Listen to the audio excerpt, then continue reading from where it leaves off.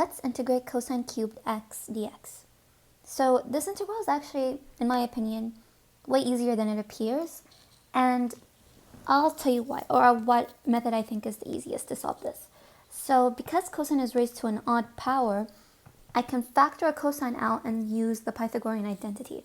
So I'd have cosine x times cosine squared x dx, where I could replace this cosine squared x with, let me just write everything out. So that cosine squared x would be equal to 1 minus sine squared x. And I could replace that instead of that cosine squared x inside my integral.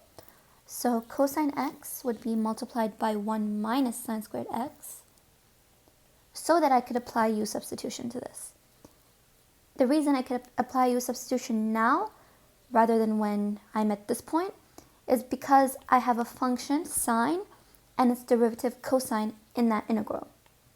So I'm going to set my u equal to sine x, and my du is going to be equal to cosine x dx. And now if I rewrote my integral in terms of my u's, I would get 1 minus u squared du. Now this is really easy to integrate. So I could just apply the power rule, and we know that 1 would be u, so u minus adding plus 1 to that square, so u to the power of 3 over 3. And because this is an indefinite integral, I'm going to add an arbitrary constant c. And now all I have to do is just replace my u, which is sine.